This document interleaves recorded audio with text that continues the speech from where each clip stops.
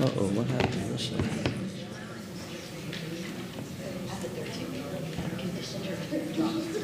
Okay. Eventually we're going to give it a drop again because we have had two really good rainy seasons. That doesn't necessarily Ready?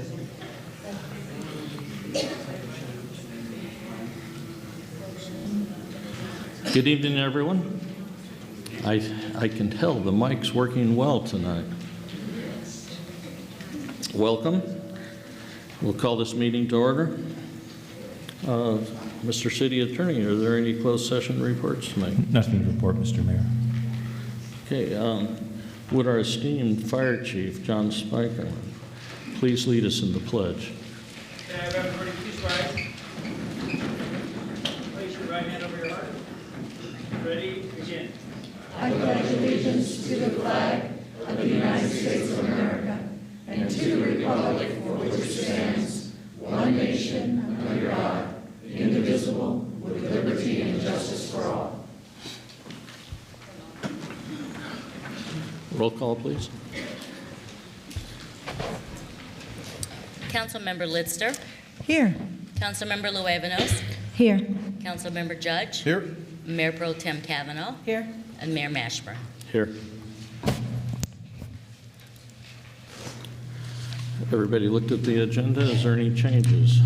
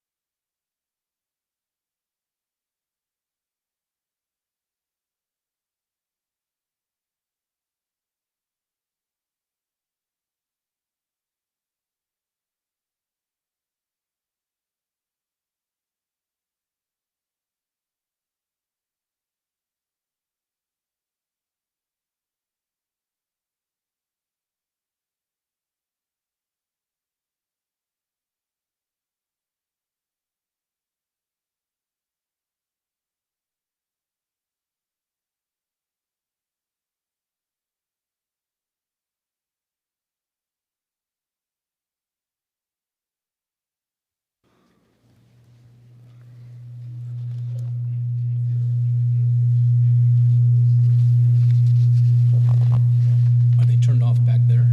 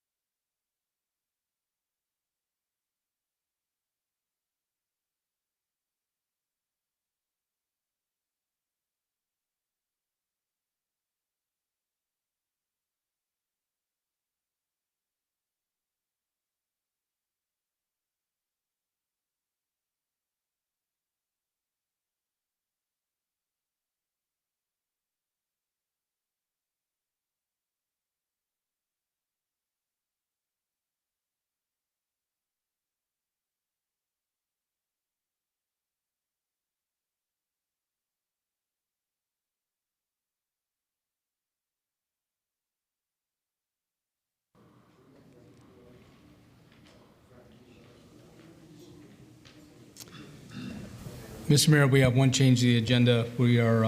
Staff wants to pull consent 3. We just have a little bit more work to do on that report, and we will bring it back at a future meeting. Okay. Consent 3 pulled till next meeting. Mr. Mayor, I move that all resolutions and ordinances presented tonight be read in title only and all further reading be waived. Second. Call for the vote.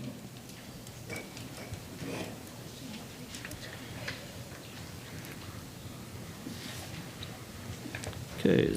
Motion passes unanimously.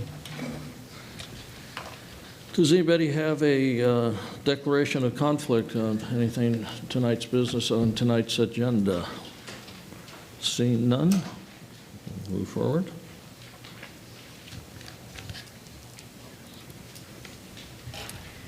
Mr. Mayor and members of the City Council, the first item on the agenda is 1D1, a presentation of the 2019 State of the Region Report by David Maron of the Ventura County Civic Alliance, and Samantha Argerbright is here for this presentation.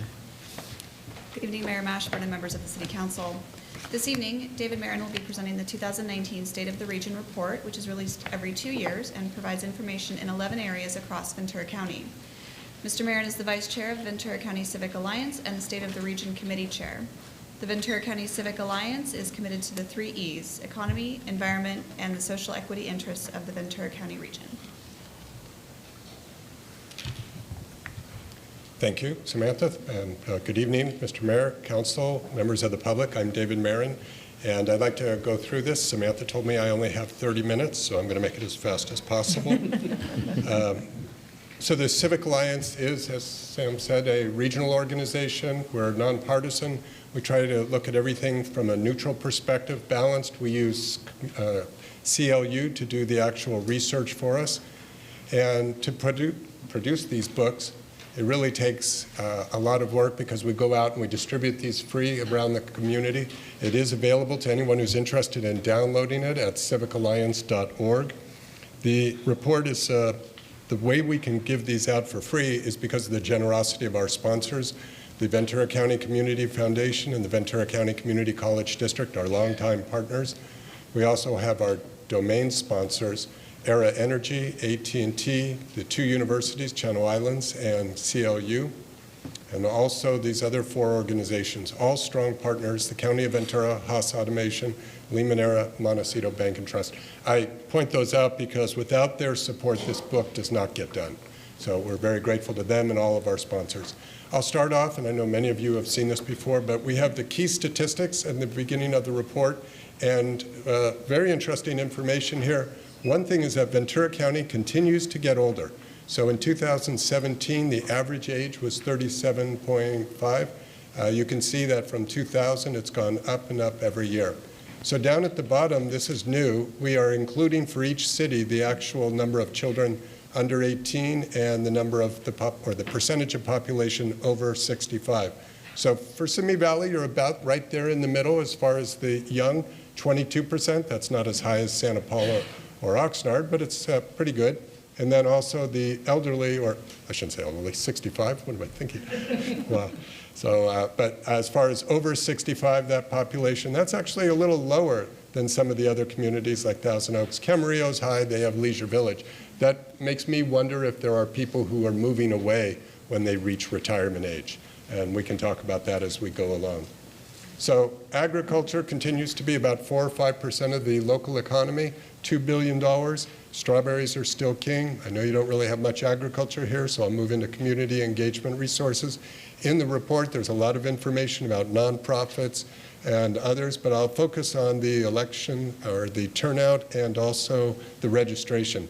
So as far as turnout, Ventura County had a very significant turnout in 2018, and also for the continues to have the more people are voting by mail-in ballots than they are at the polls.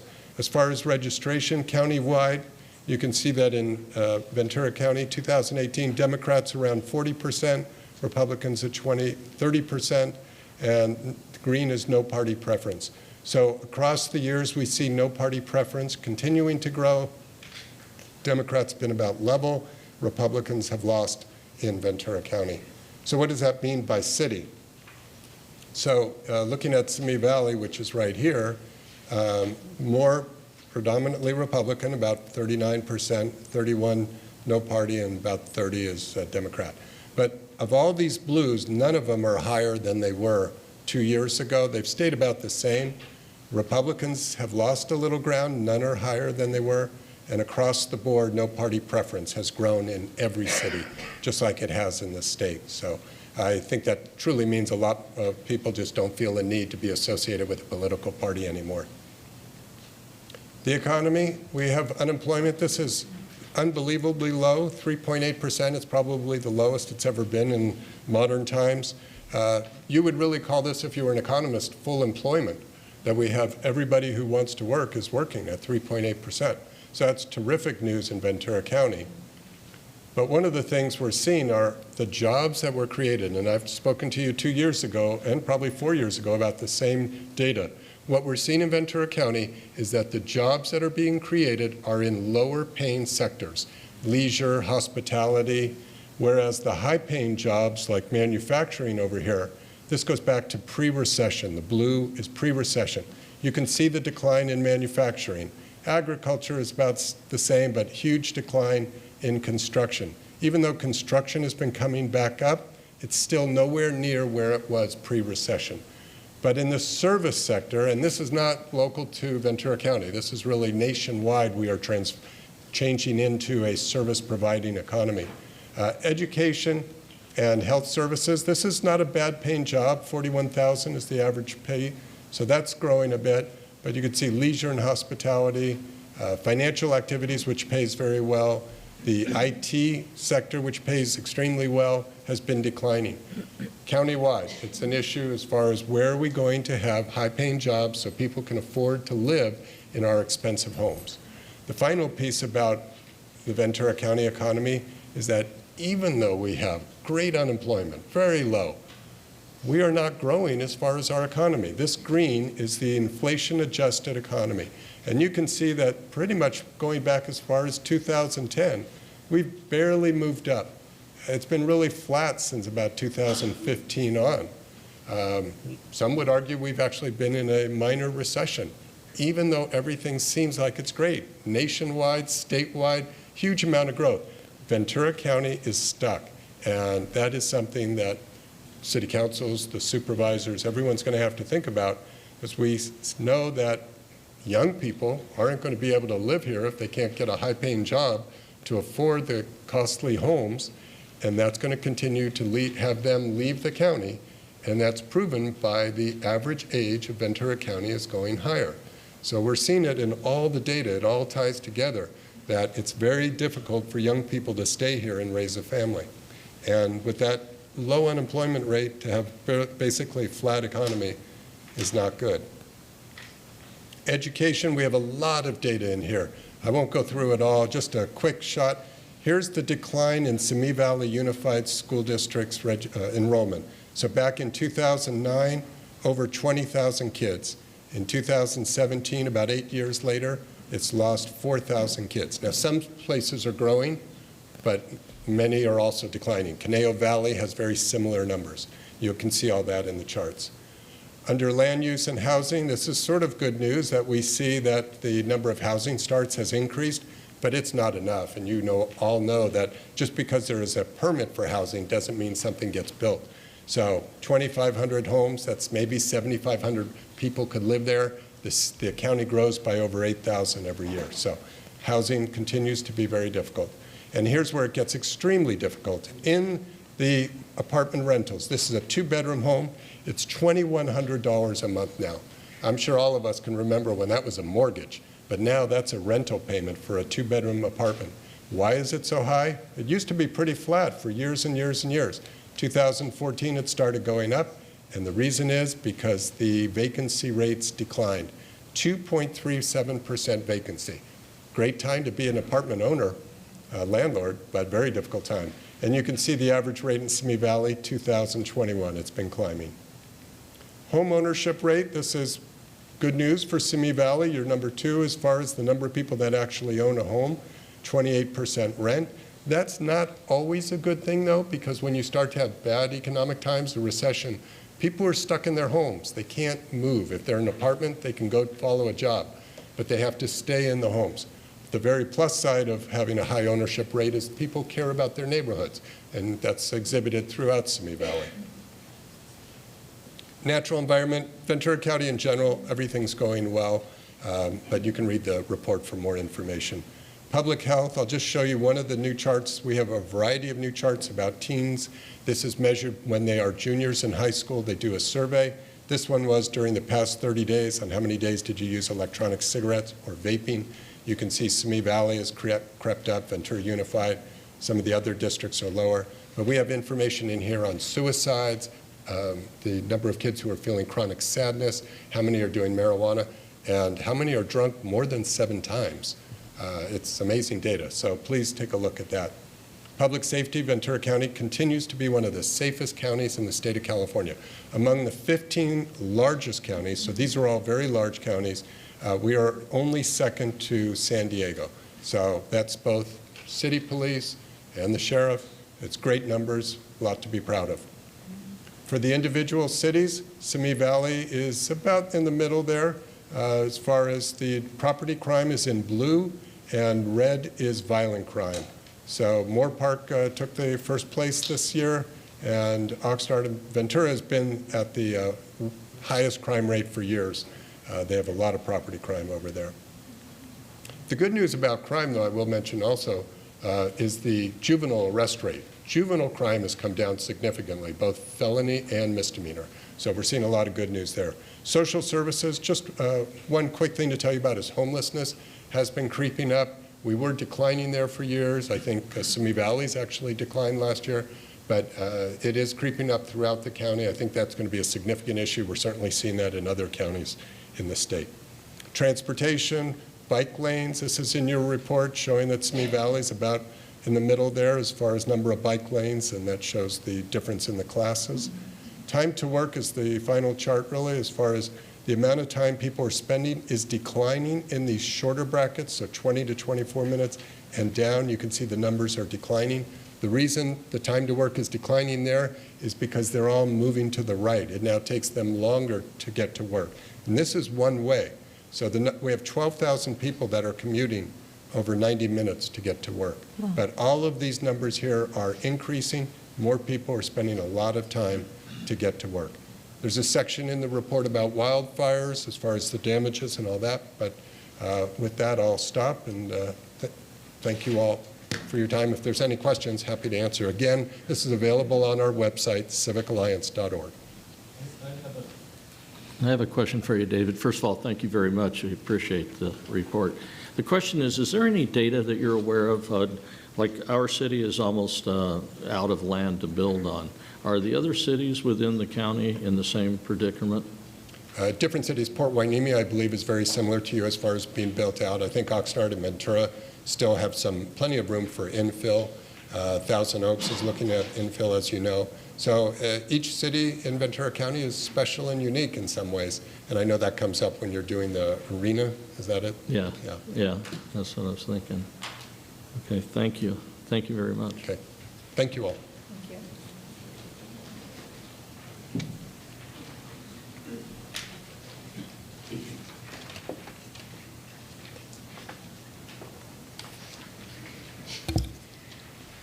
Mr. Mayor and members of the City Council, the next item on the agenda is public statements. This time is allotted for comments on appointments and certain committee informational reports.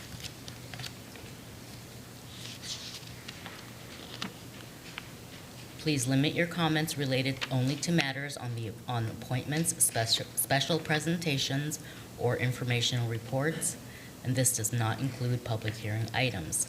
Speaker cards will be taken in the order submitted. There are no speaker cards for this item, so I will move on.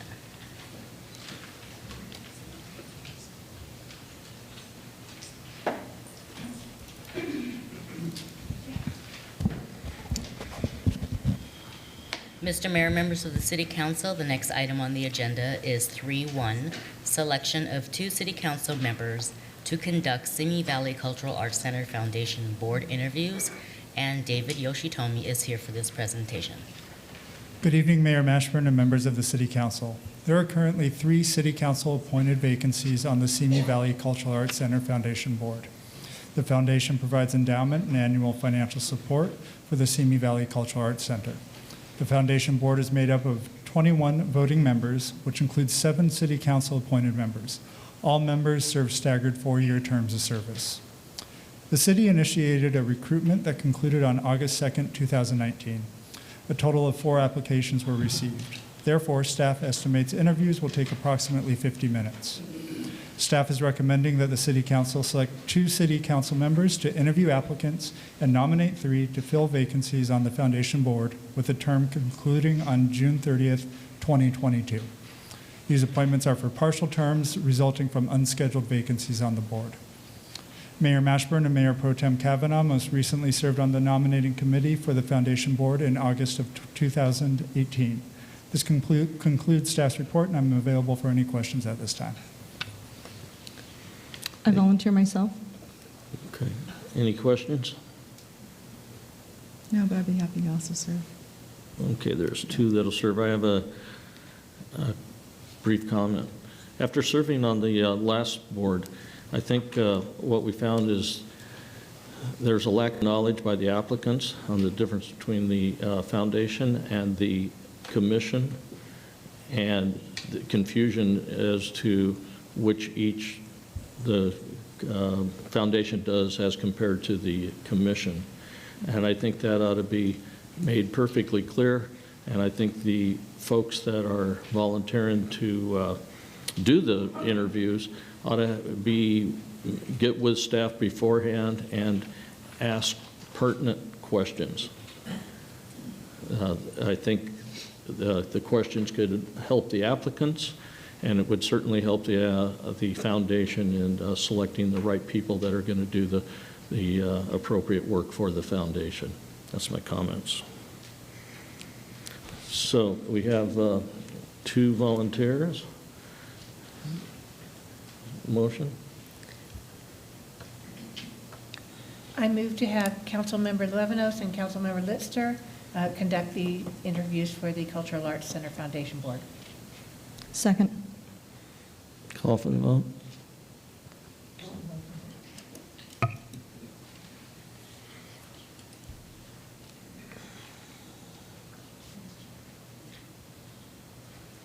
Motion passes unanimously.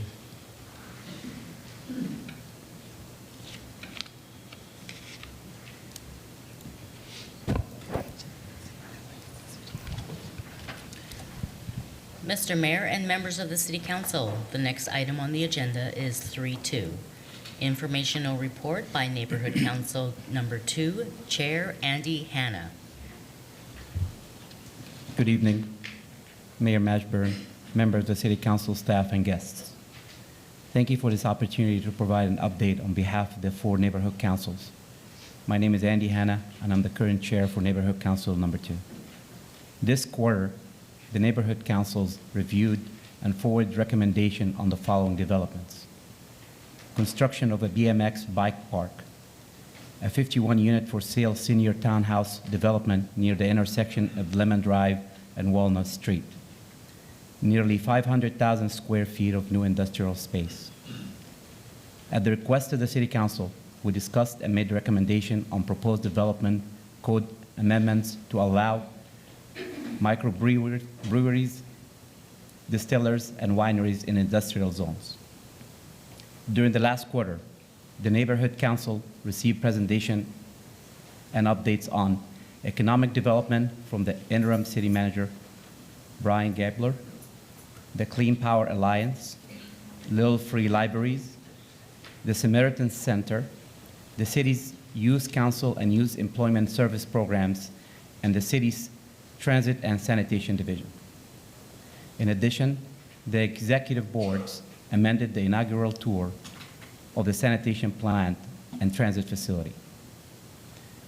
In July, the neighborhood councils began recruiting new members for the term beginning in November 2019. Executive board members are conducting direct outreach to potential candidates. We are also spreading the word on our social media accounts, including Facebook and Nextdoor. We believe the city has an opportunity to expand their presence on these platforms as well, increasing awareness of the neighborhood councils and our connection to the community. And lastly, on behalf of the neighborhood councils, I'd like to thank all the council members and the city for this opportunity to serve and to report to you along with your continued support of the neighborhood councils. It has personally been a pleasure to serve my first term on Neighborhood Council 2, and I appreciate the opportunity. I'm available should you have any questions. Thank you, and good night. Any questions? Mr. Hanna. Thank you, sir. We appreciate it.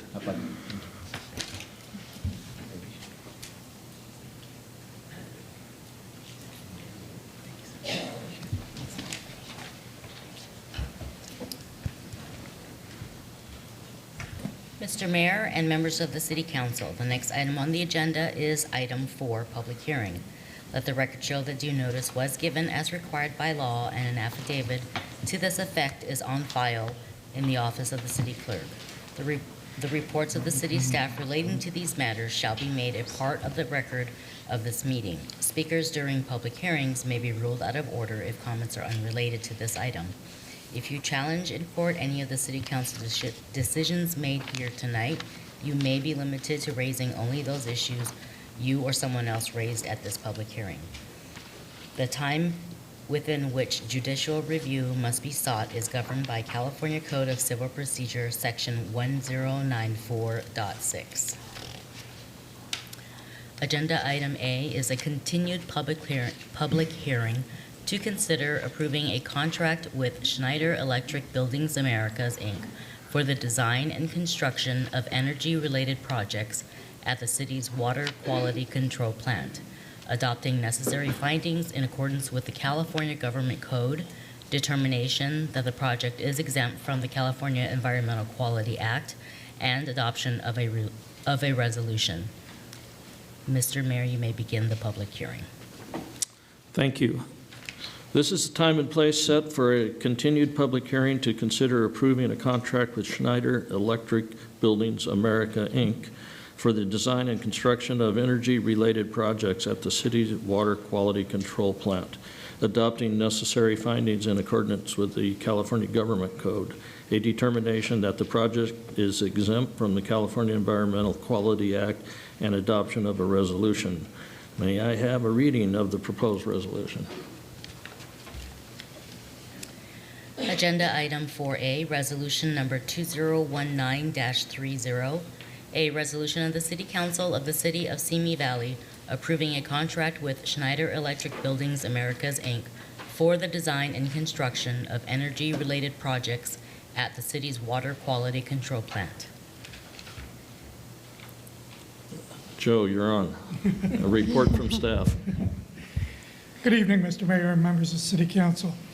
Tonight, we'd like you to consider starting a contract with Schneider Electric Buildings America to construct energy and capital projects at the water quality control plant. In June, we made a bit of a longer presentation on the projects and the impacts and the background associated with it. Tonight, we'll give you a brief summary of what we have said before and provide you with an opportunity, of course, to have additional questions with us. Valerie Houchin is with us again from Schneider, and will be giving some of this presentation along with me. Thank you, Joe. So to recap from our presentation in June, this total project is broken down into 3 focus areas, and each delivers a different result. So there are 3 projects that are categorized as optimized, which is aimed at increasing energy efficiency on the aeration process. There are 7 projects which are replaced, which is really geared towards replacing aged equipment and reducing long-term maintenance costs. And lastly, there's 1 produced project that converts digester gas to CNG for use at the transit facility and also creates a new revenue source for the city. A look at the project financials is the project cost is approximately $38.6 million and is expected to be financed over a 20-year term. The annual savings and new revenue are estimated at about $945,000 annually, and that helps to offset the annual debt service. Implementing a finance project was also assumed in the current rate structure. So there's several financial benefits to this project to the city. First is that it does create a new revenue source with the renewable natural gas project, and you're utilizing money you're already spending on maintenance and operations and energy and converting that to help pay for the project over time. We're also protecting those critical 24/7 assets. And then rather than having the up and down of the CIP expenditures, we're going to have level payments because of having a finance project. And as we know, the water quality control plant is the highest energy user of the city. And when we came to the city back in 2015, we quickly learned all the low-hanging fruit hadn't been done, but we were still able to create a project that saves 20% in energy cost savings and also targets the energy-intensive aeration process. We help the city qualify for incentives from Southern Cal Edison, as well as this project has a significant greenhouse gas reduction of over 3,400 metric tons of CO2 a year. So up until this point, we've really only been involved in design, but let's look forward to the build process. Going forward, Schneider would lead the project through construction and maintain that 24 level of service to the community. We're responsible ultimately to the city as a single point of accountability. And this delivery method has really allowed the city to replace several of these systems in the most expedient way. So I'll now hand it back over to Joe for some closing remarks. Bless you. So in closing, this project catches up on worn-out equipment that we need to replace at the water quality control plant, some of it in excess of 30 years old. It saves energy and operational costs, creates new revenue, as Valerie went over, and it supports our operation. And again, repeating one of the points she made, we run all the time. There's always wastewater flowing in the sewer system. We have to be ready to collect and treat it any time of the day, any day of the week. And we're not always there to do it. It doesn't require 24-hour personnel manning to do it, but it requires a complicated system of monitoring, alarms, response if there is an alarm, and other means in order for us to run a 24/7 operation as efficiently as we do. And we need a reliable equipment in order to do that. So it is recommended that the City Council take action to hire Schneider Electric Buildings America and award a contract to them to design and construct the energy-related projects and capital improvement projects at the city's water quality control plant. We need to adopt findings in accordance with the California Government Code 4217.10 with regard to this being an energy-related contract. We need to determine that the project is exempt from the California Environmental Quality Act, or you need to do that. And we ask your authorization to engage PFM Financial Advisors to find financing for this project. We are available to answer any questions that you might have. Okay, at this time, is there any questions? This isn't time for comments, time for questions of staff. I had a question on the SoCal Edison incentive of $290,000. That's for conversion to gas, right? For compressed natural gas. Is that correct? The incentives are actually from the energy efficiency measures, including in the project. Okay. And can you just repeat, because you said it so quickly? Oh, the reduction in greenhouse gases that you said that we're going to have due to this project. Oh, the greenhouse gas reduction is over 3,400 metric tons of CO2 a year. And that's primarily stemming from the RNG project.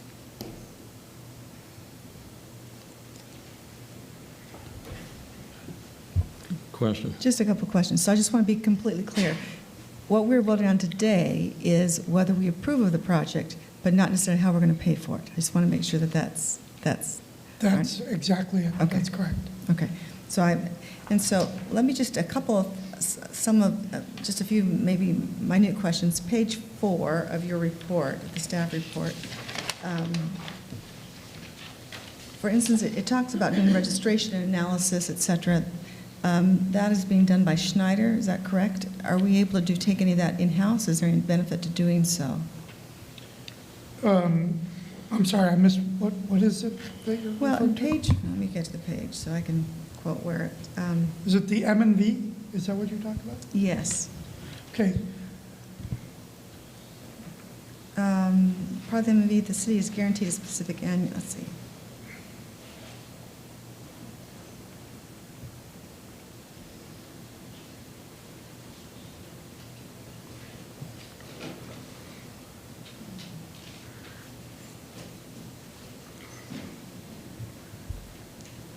As I read through that, we are, well, let me take the question just a little bit differently. We are at basically the cost avoidance is about $115,000 a year, and we are paying, if I read this correctly, about $16,000 a year to guarantee, well, not to guarantee, maybe to The basically. guarantee is already written into the agreement. Right, and if. So and if- it's to measure and I'm sorry. verify. Okay. That's what M&V stands for, measurement and Okay. verification. So, and we don't have the type of energy experts on our staff Okay. that Schneider does. And Okay. therefore, they're providing that service to us. So they're measuring and verifying And- that we meet it. That we receive the benefit that's outlined in Schedule C. Right. Okay. Correct. Gotcha. So Okay. we've included 1 year of measurement verification in the project, and then it's up to the city's discretion past that if they would like to do any Gotcha. additional after the year 1. Gotcha. Okay. But it will be on city, I mean, they will be analyzing our energy. Our data. Yeah, so we will have a method of verifying it ourselves, but they really have the expertise in what to look for. Gotcha. And that part of the contract, we can stop, I mean, at any point if we find that we're meeting ongoing the benefit as estimated, then we can. That's correct. Okay, great. Thank you. Any other questions? I've got a question for you. Would you explain the role of Linkus? It's a third party. Linkus is actually a third-party Edison subcontractor.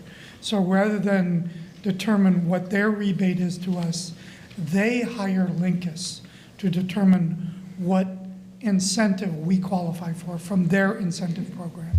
So it's basically Edison's subcontractor. As well as the energy savings from the 3 EEM projects. So Right. Linkus verified the energy savings. Right, that's what they did. Linkus looked at the energy-specific projects and determined what energy savings they would.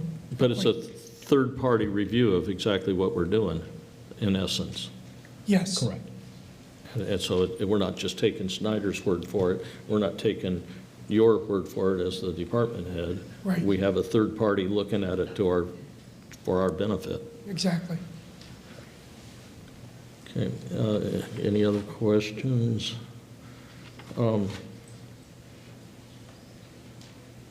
That's it. Okay, does anybody in council chambers wish to speak on this subject? Okay, young lady who wants to speak on, Yes. Why do you have to, you'll need to fill out a card and come forward.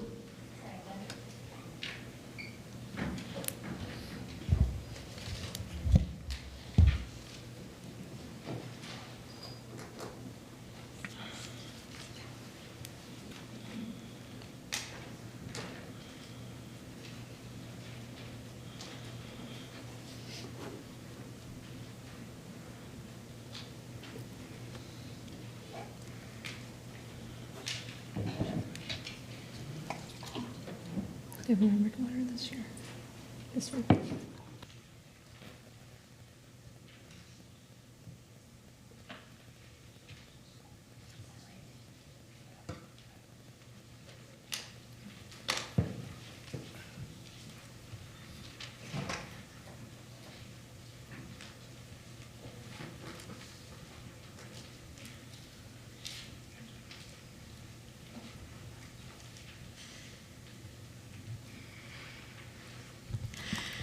Hi, my name is Sophia Santatoro. I live here in Simi, and I wanted to ask why this project must be exempt from the California Environmental Quality Act.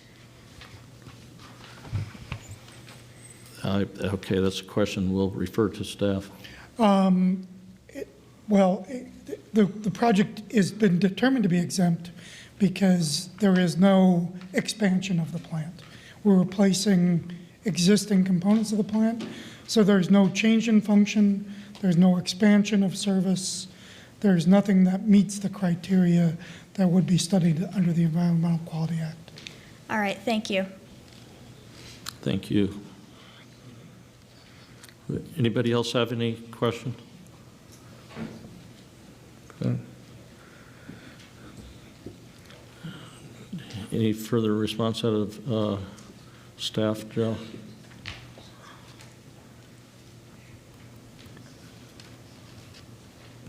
Okay, the hearing's closed. Are there any comments or questions from members of the City Council? Well, having been at the, water quality plant, I just want to commend you again. I know you guys got your big trophy and your big award from the Tri-Counties region. And every time I go down there, I'm so impressed. All the workers are so dedicated, and staff is amazing, and all the tours that you give. And I've actually, toured, I think 3 times now, the digesters and everything. And I'm glad that we can do this and that we can give you the equipment that you need to do the job that it needs to be done, that is done 24/7 for all the residents of our city. And I think this is a move in the right direction. The energy savings are astounding. From the report, it looks like we'll be able to pay this off in 8.5 years, which is amazing. And the reduction in greenhouse gas, is huge in terms of us looking at how that impacts our climate and our weather and having to deal with wildfires. And the fact that we're actually doing something proactively as a city to reduce greenhouse emissions is just commendable. So I want to thank you, Joe, and everyone down at the water quality plant and everything that you guys do. And I'm glad that we can do this for you. Any other comments? I just wanted to bring to light, I do, as Councilmember Luevnos was saying, in 20 years, the cumulative measured savings is $3.4 million, and the cumulative non-measured savings is over $16 million, for annual guaranteed savings of over $19 million. And I think it is good to have a project that not only modernizes our equipment and makes it last longer, but also will ultimately provide energy savings. So I do think this is well put together and well worth our time and attention. So thank you. Anybody else? Okay, I think we've been dealing with Schneider for several years now on other projects, and usually what we hear is the negative stuff. So people come to us when there's problems, and having been on the council during that time and now mayor, I have to say I haven't had any complaints about Schneider. Apparently things are going well. Can you elaborate on that, Joe?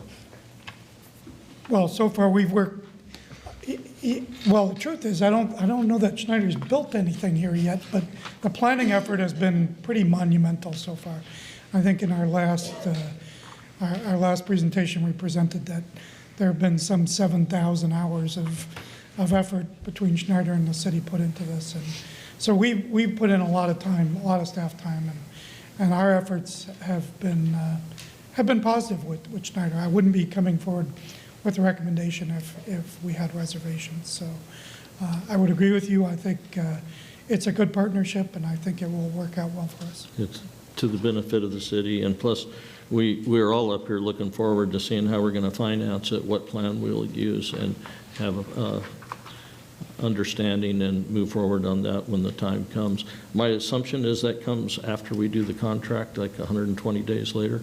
Yes, so it gives the city the option to look for financing. If there is a difficulty, we can opt out of the agreement in 120 days, but it gives us an opportunity to go out and find financing. If I can just make one housekeeping issue. The reso has the city manager authorized to sign it, the agreement with Schneider, but I think the intention was that the mayor would sign it, and I don't want there to be confusion once this passes. It's styled as the mayor, so let me just, I don't know, as city manager, you have the mayor sign it? He makes a lot more money than I do. Let him sign it.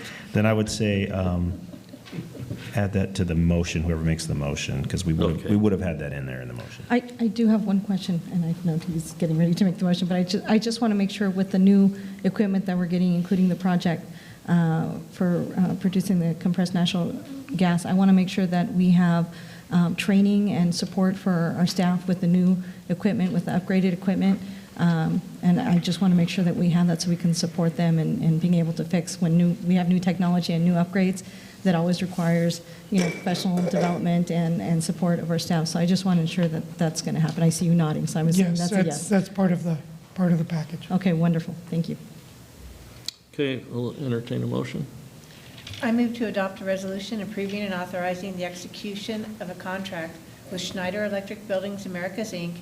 in accordance with California Government Code Section 4217.10 through 42.5 4217.18 for the design and construction of energy-related projects at the city's water quality control plant, and it will be signed by the city manager. Second. Do we need to read the resolution? Or did we read? It was already read. Okay. Okay. Second, call for a vote?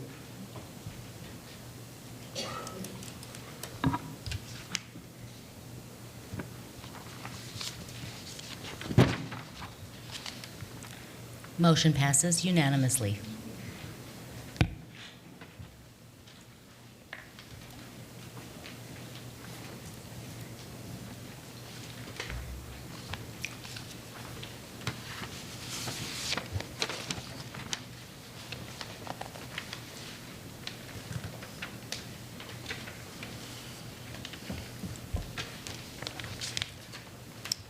Okay, we are moving along. Mr. Mayor and members of the City Council, Agenda Item 5, Public Statements, the time in which comments are allowed on all items other than public hearing items, appointments, and certain committee informational reports. This section is the time for public statements or comments related to matters concerning matters other than the public hearing items, appointments, special presentations, or informational reports. Speaker cards will be taken in the order submitted. The speaker will have 3 minutes to speak. When the yellow light comes on, the speaker will have 30 seconds to conclude their comments.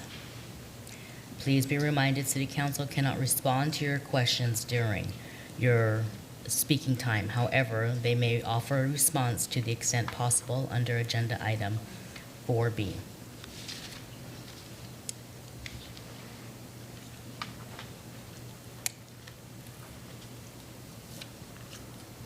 I will call your names in groups of 3. And the first speaker we have tonight is Jennifer Jones. The next one is Kathy Layton.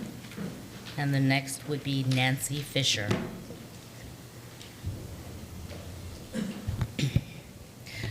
Good evening, Mayor Mashburn, Mayor Pro Tem Kavanaugh, Councilwoman Litzner, Council Member Judge, and Council Member Luevanos. I attended the July 29th City Council meeting, and you had on your agenda some discussion regarding rate increases regarding our water, $10 over the next 5 years. Can I interrupt you and ask you to state your residence? I'm a resident of Simi Valley. Thank you. And you also had an increased rate of sanitation over the next 5 years for a reserve. So I have some questions since this is directly going to impact me. How much is the reserve? When you reach that reserve, are you going to remove those rate increases from our bills? And will that be used for salaries? Or is it going to be used for projects? So those are my questions. Thank you. Thank you.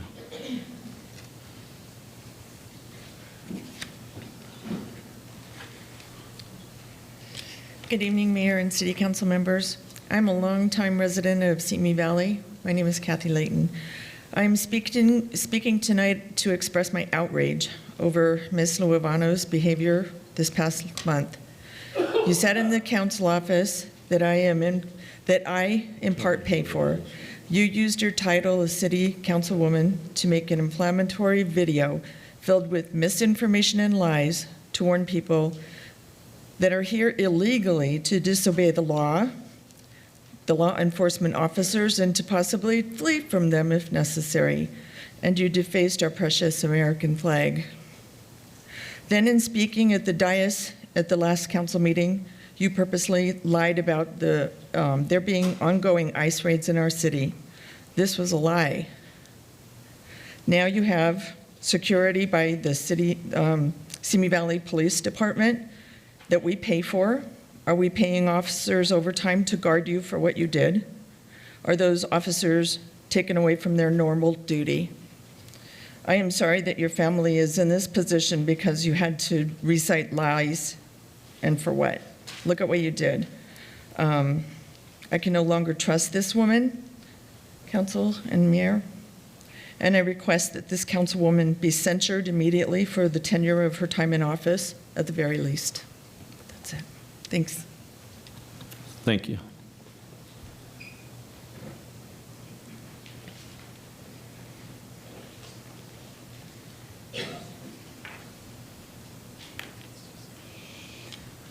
is Nancy, Nancy Fisher, and I'm a resident of Simi Valley.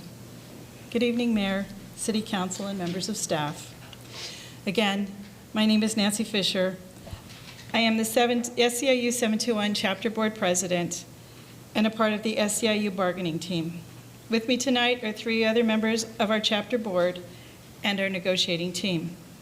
I've been a member of the city's workforce since December of 2000. I've been a member of the chapter board since 2001. And I've been a member of every negotiating contract since 2002. I have a wealth of history about how we've gotten here, what we've done, what we've sacrificed, and how we've cooperated with the city to achieve the goals that we've achieved.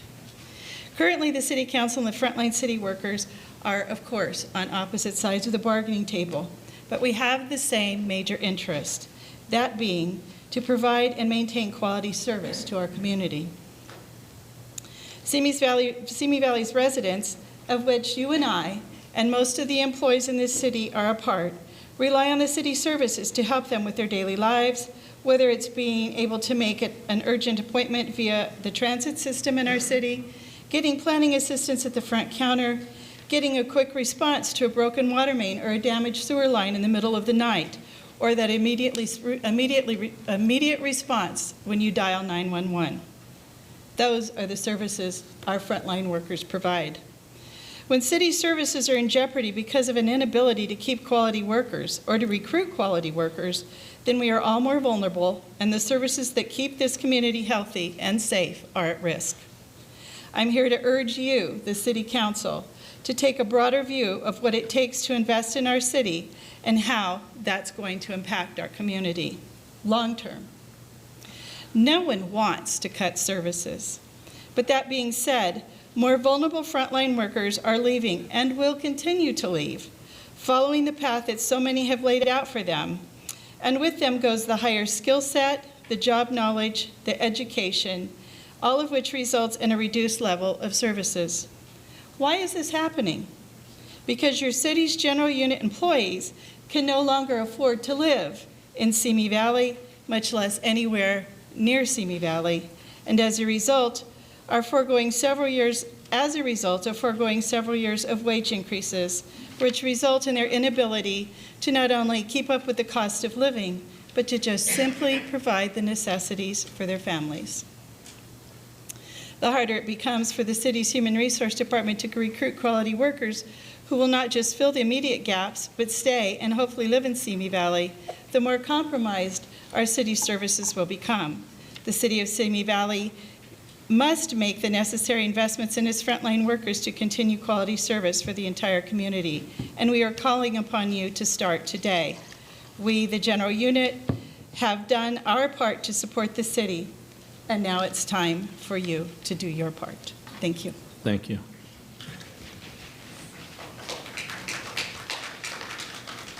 All right, the next 3 speakers we have is Danny Carrillo, Jared Held, and Joe Pichowski.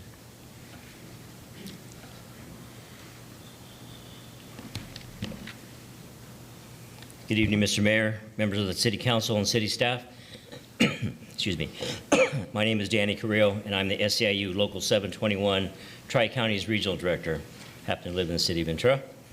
I'm here to urge the board to do the right thing and to support our most recent bargaining proposal, which, by the way, does not include any wage increases.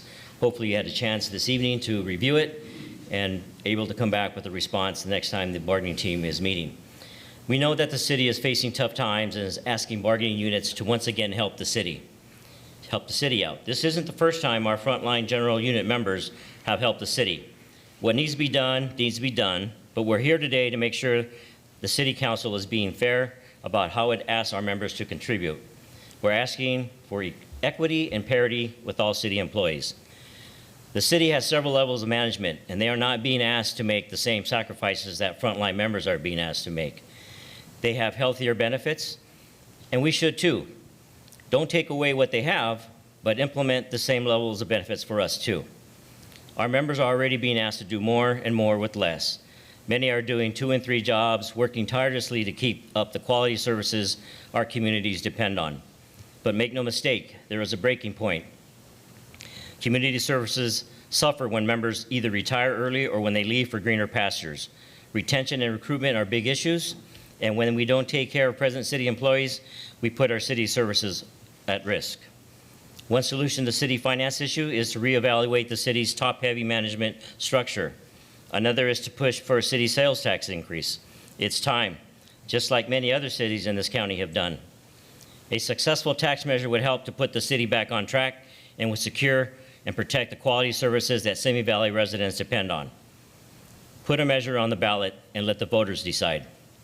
However the city decides to move forward, it needs to be fair. Fair to frontline workers so that they are not carrying the full load of work and the full financial burden. We ask that the council consider our fair proposal and invest in the future of city services. Thank you.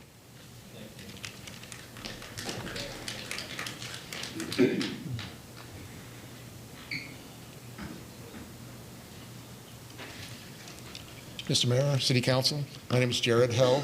I'm a citizen of Simi Valley and have been domiciled in Simi Valley off and on since the time of 1964. So I've been in Simi Valley for quite a while. I'm here as a citizen of Simi Valley to help all the other citizens of Simi Valley and consumers of Simi Valley. And this happens to deal with, we have the inalienable right to acquire property. We have that right as a result.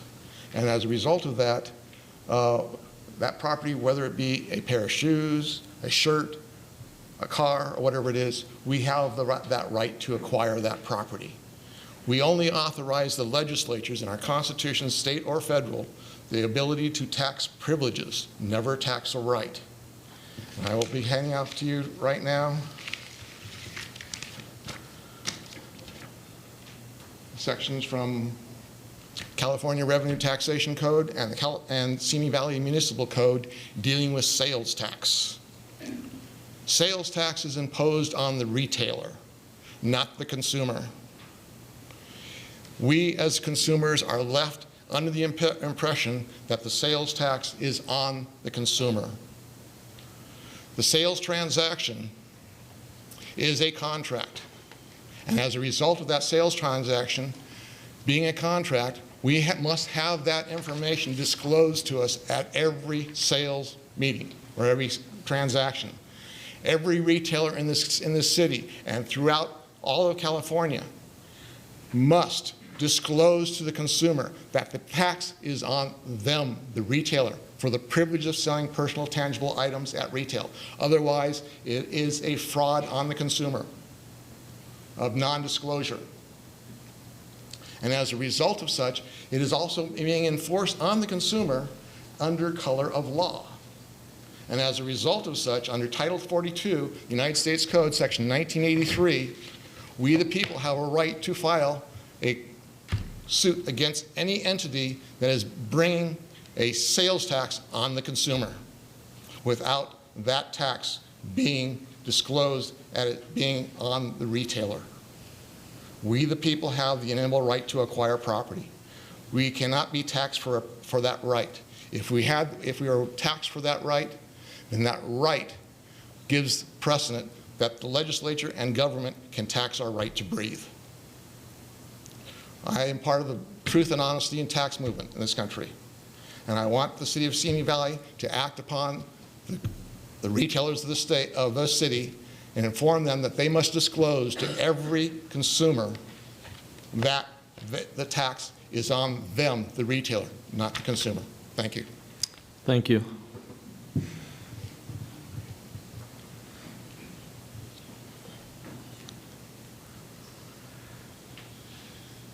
Good evening, Mr. Mayor, City Council.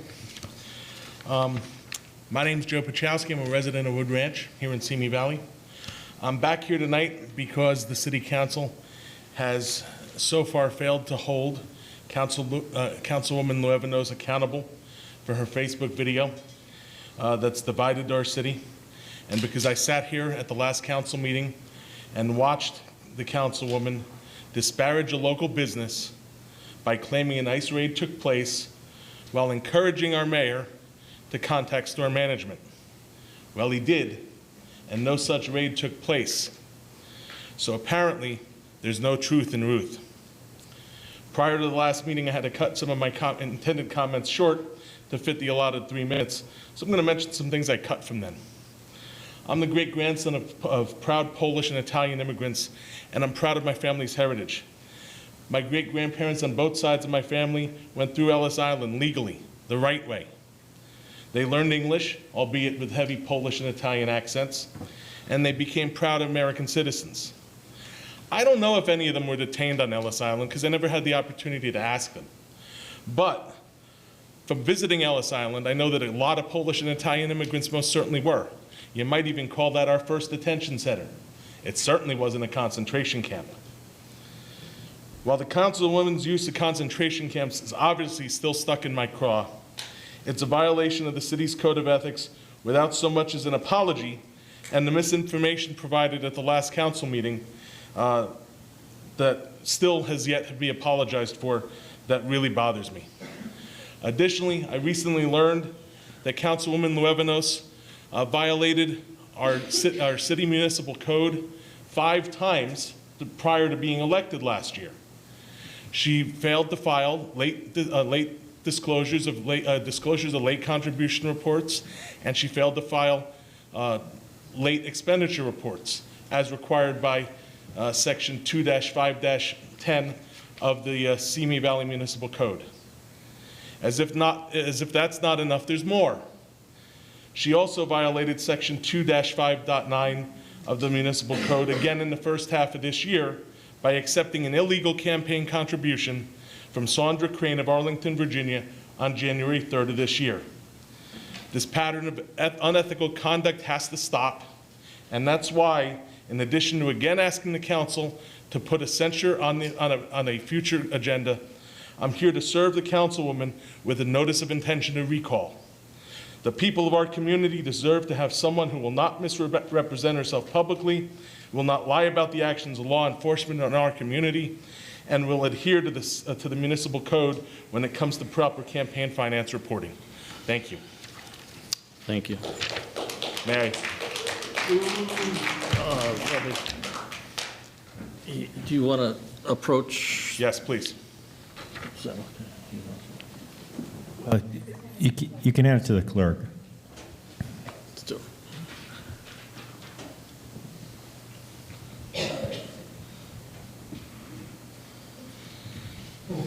That's the copy for the councilwoman. That's what I'm doing right now. I'm serving her.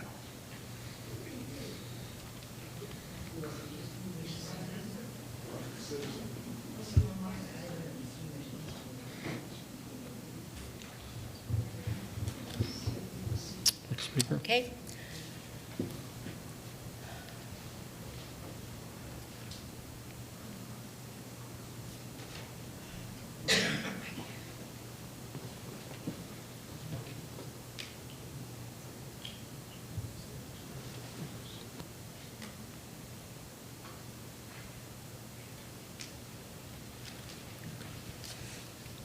All right, the next 3 speakers we have this evening is John Lapper, Greg Gonzalez, and Lori Sheridan.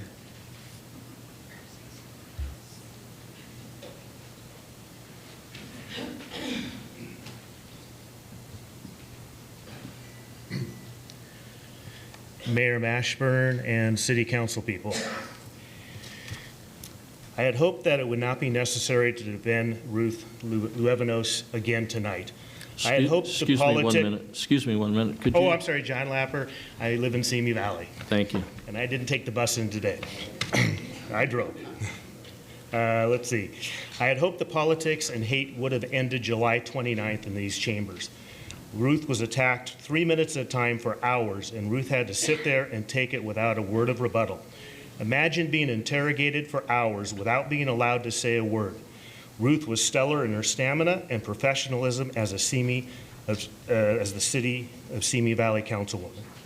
I asked Mayor Mashburn to be the leader of Simi Valley and put an end to this divisiveness.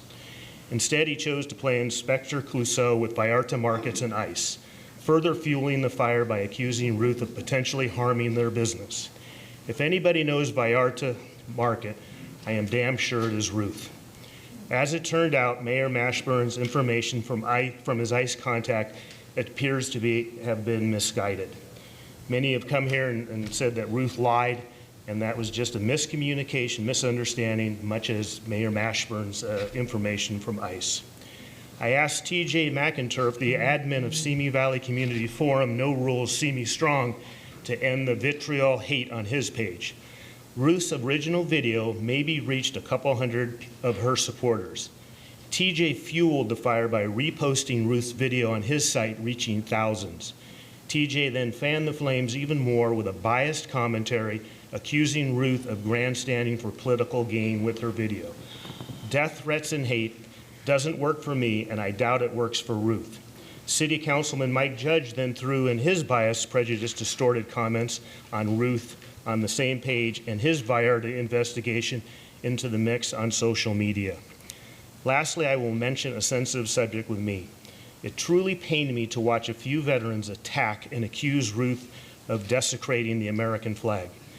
It was as if she played Betsy Ross and cut up the flag to make her own flag.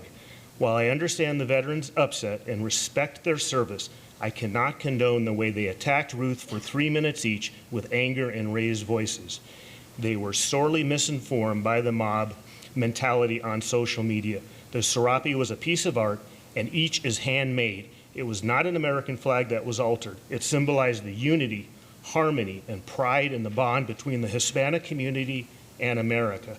And I would hope that this Simi Valley can put this to bed. No recall, no further comments, and let's move on and appreciate the work of the entire council, and especially Council Member Ruth, who I think everybody can see is a fine asset to the city of Simi Valley. Thank you.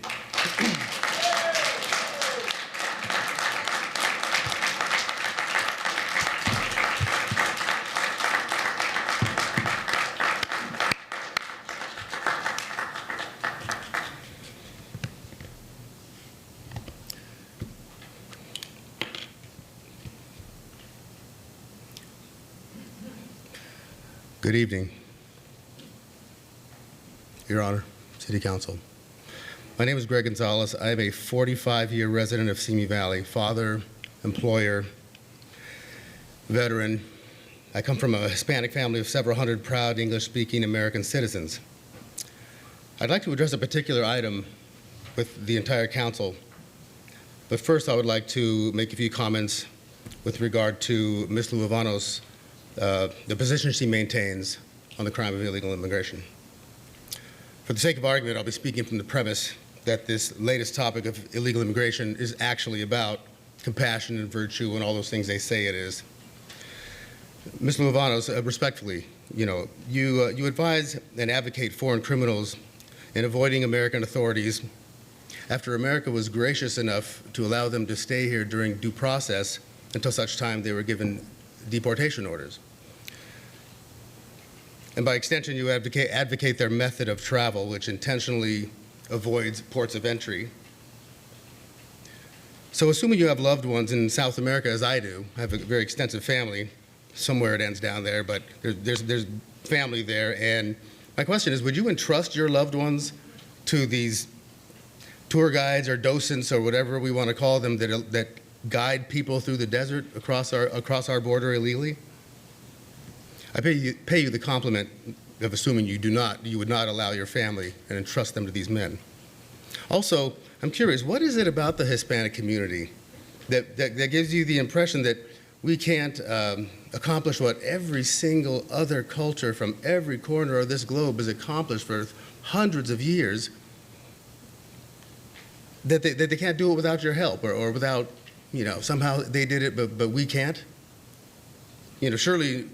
Surely you don't think anything less of Hispanic culture than other cultures. So I can't figure out why that particular thing is occurring. When you decided to do, and to the council, Ms. Luavanos put much thought into the video she made public. And when deciding to say and do things in that video specifically, like desecrating our flag, propagating barstool rumors, she consciously chose to appease the wants and needs of foreign criminals versus the legal residents of this city that she swore an oath to. Her unethical conduct was divisive and harmful to the city and its reputation and its peaceful spirit. She besmirched the perceived integrity of our city by utilizing the city offices as her backdrop, and I feel CME deserves no less than absolute due process, or absolute integrity and the due process afforded those aforementioned criminals. Based on these points, I respectfully request the council consider agendizing on a discussion on censure with regard to Ms. Luavanos. Thank you. Whoever's calling time's up, we have a clock here, or that John has a right. We don't need you deciding when time's up. Thank you very much.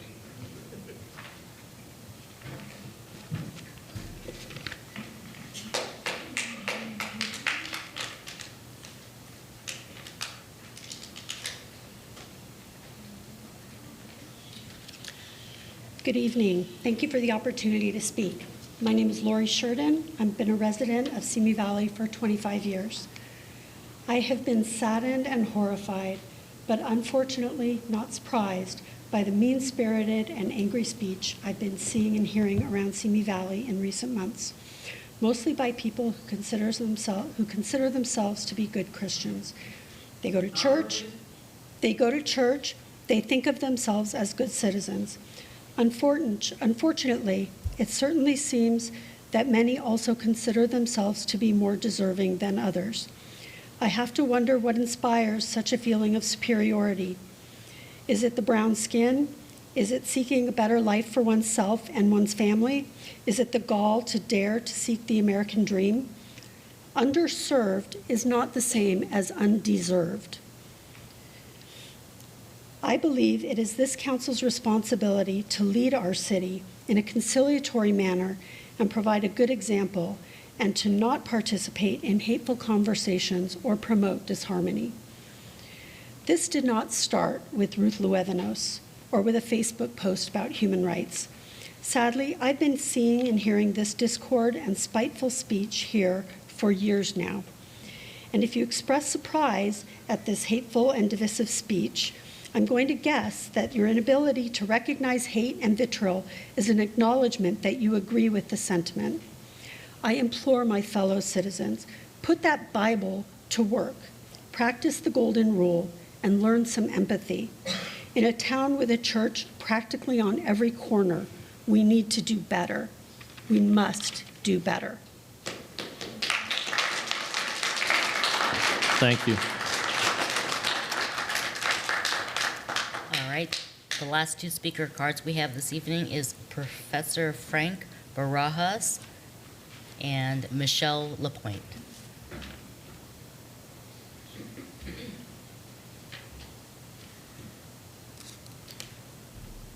Good evening, members of the council, mayor. My name is Frank P. Barajas. I'm a professor of history and Chicano studies at California State University, Channel Islands. I'm a resident of the city of Oxnard and a lifelong resident of Ventura County.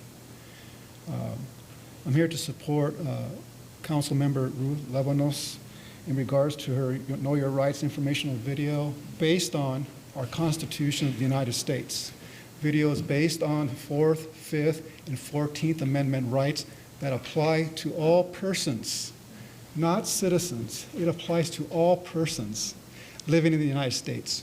For those who doubt that, I would ask you to read our Constitution of the United States of due process of the law to all persons, in which the video emphasizes. So, and I also want to ask you to publicly oppose the recall and any censure. I mean, you may not agree with Council Members Luevanos' point of view on immigration, but there's a certain decorum and respect that you owe to each other in regards to your responsibility as public servants. And I speak again as a son of migrants from Mexico. And I say migrants too because I have to point out that we live in conquered territory. This was once Mexico. Look at your history books. The United States of America invaded Mexico and conquered this territory. That's the basic truth. As a historian, I have to say that. And people of Mexican ancestry are indigenous of this land, right? So I want you to consider that, right? We are not immigrants. We are migrants that have traveled this land from Latin America to Oregon, the Pacific Northwest, for centuries, if not millennium. I say that not only as a son of migrants, but as a veteran of the United States Marine Corps. Thank you. Thank you.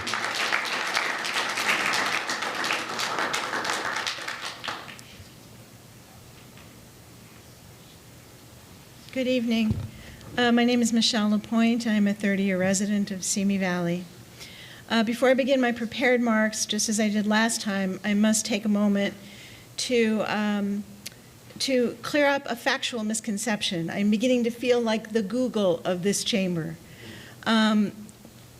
Tonight and last week and 2 weeks ago, many people claimed that one of their objections to Ruth's video was that she was coming to the defense of people who had been through due process, who had exhausted all of their appeals. What she was talking about was the specific rights of people who are being arrested with administrative warrants, not bench warrants, not judicial warrants. She was exactly 100% correct in what she said. When I left this meeting 2 weeks ago, I was incredibly disappointed in my city leadership. Whether you agree or disagree with Ruth Luevanos making that video, she is a duly elected official of this body.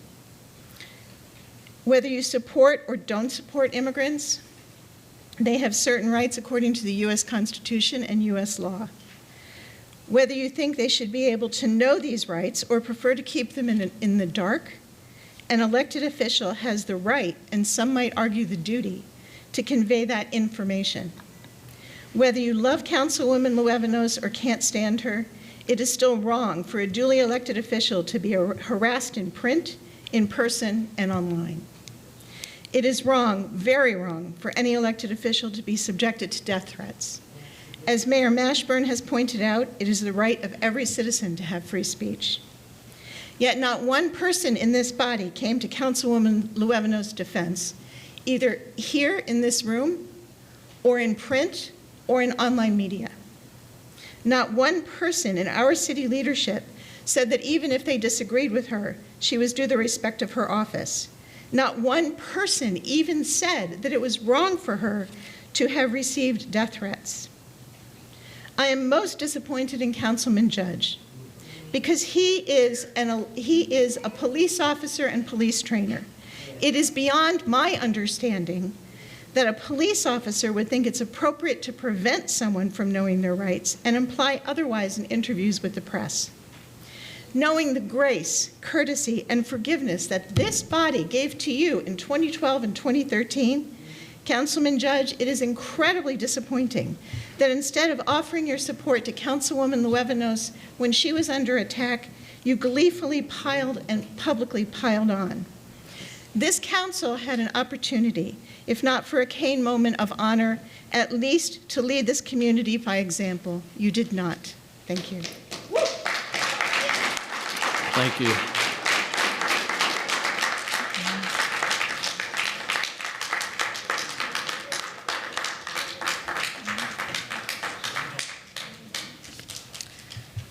That was the last speaker card. The next item on the agenda, Mr. Mayor, are City Council board members' comments regarding public statements. Okay, any comments regarding the public statements? Oh, sure, I got comments. Number one, when I posted my thing on Facebook disagreeing with Councilmember Luevanos' take on the subject, I never once said that she couldn't help people by giving them their rights. I never once said anything about immigration, to tell you the truth. And I did think I put a paragraph in there that said everybody needs to be civil to each other and nobody should ever threaten anybody when they put their speech out there. So I did do that. Okay, so there you go. What I disagree with were the lies perpetuated, the concentration camps, the drinking out of toilets, the Vallarta ice raids, and then at the Council on a homelessness meeting this week. There was last week, well, it was this week. It was last week, I'm sorry. There was the ice raids in Mississippi leave children homeless.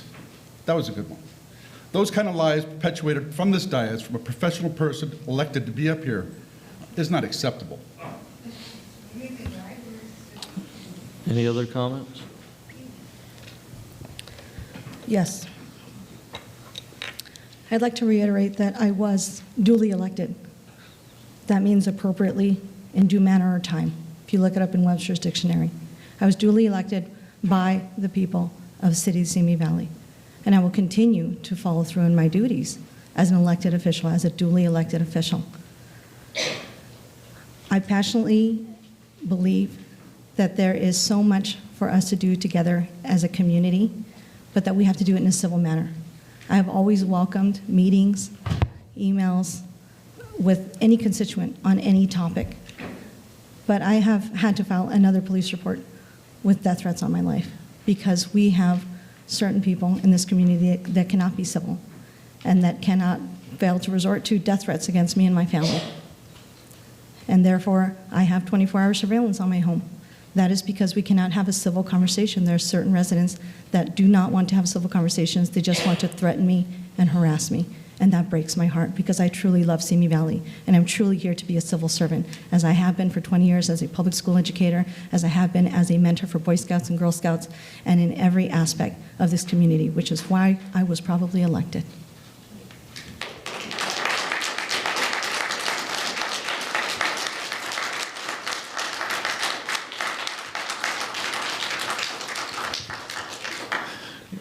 The last speaker said that no one stood up for Ruth, and you gave several examples of which ways. I don't expect you to find this, but Telemundo called me and interviewed me. I have no idea if it went on the air or not. But for the record, they pretty much quit interviewing me when I said, I will die for Ms. Luevanos' right to free speech.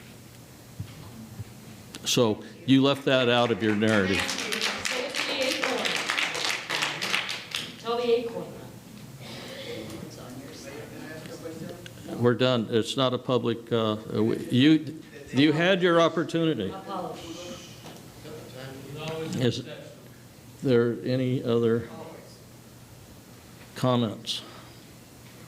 Yes. I would like to say something. Again, this city is about doing good, positive things. And there are many good things that can be done. And I do think that we should be about that business. I'm not going to take a stand one way or the other. I will say, though, that I denounce anything that resembles violence or anything of that nature against Councilmember Luevanos. She has the right to say, to share her opinions and speak, and as we all do. And it is not right that she should be fearful for her life and fearful for her family. And I'm sorry about that.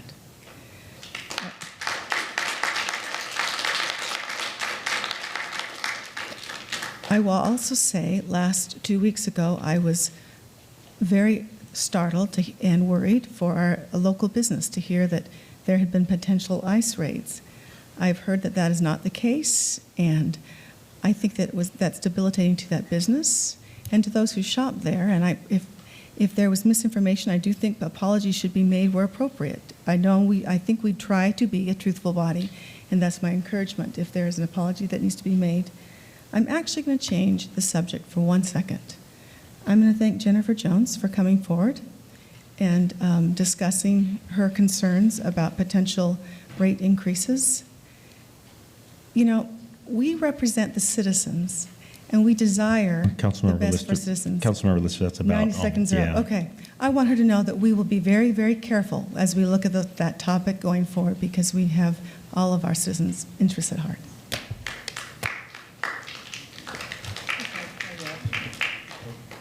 One more thing.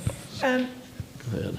I know one of the first things we all say is, I've lived in Simi Valley for this long, I've lived in Simi Valley for that long, and that's wonderful, but what have you done while you've been living here? So that's an important thing, because that's who our community is. I've been a board member on the girls softball. I've been a board member of the Boys and Girls Club, the Police Foundation. I've volunteered at all kinds of things. That's what Simi Valley is for. Now, I don't agree with what Councilwoman Luevano said by any extreme. I wish she hadn't have done it in her office, because that really seemed to be one of the big takeaways. But she had the right to do that. I also denounce any form of violence. That is uncalled for, and that's not good for us. It was embarrassing to see some of the comments come off so radically. I wish we can talk more calmly and civilly to each other, because we're not going to agree. I mean, that's just how we are. So I don't agree with a lot of what was said tonight, but you have the right to say that. You probably don't agree with everything I say, and you have the right to do that. But I don't want Simi Valley to be known as a divisive community. That is the one thing I was upset about the most with the video, is how divisive it brought out our community. So that's probably more where I stood on that type of it more than anything else. But we all need to be a part of this community. We all need to do our best for this community, and we have to understand and agree and calmly accept the differences in us, and that's how we're going to get ahead, and that's how we're going to be the place everyone wants to live. Thank you.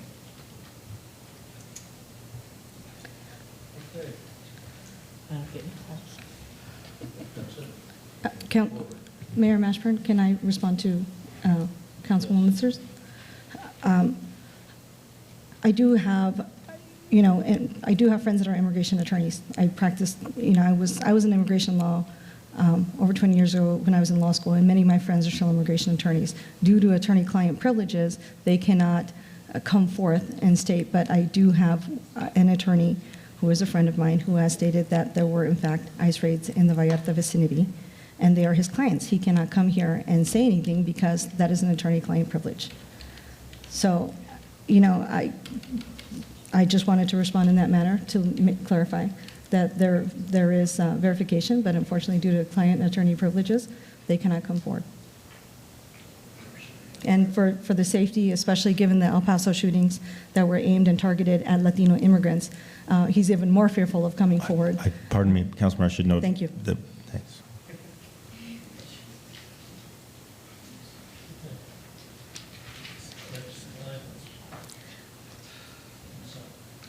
Mr. Mayor and members of the City Council, the next item on the agenda is item 6, the consent calendar.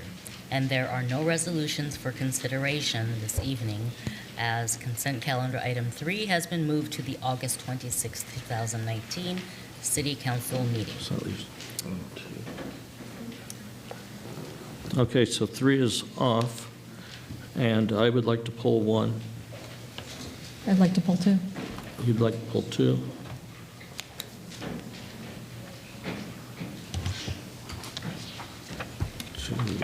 Okay, anybody else? I'm with 2 as well. Okay, questions on 2. We'll start with 2.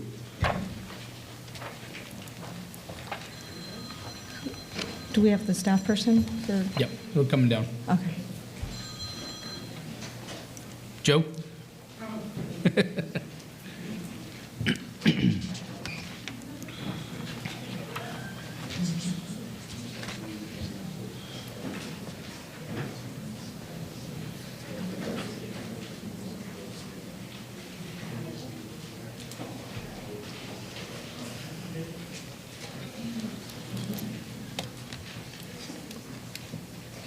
Do you want me to go first, or do you want Ruth to go first? I already asked Councilmember Ruth to Luevano. go I was just ahead. waiting for you. Okay, sorry.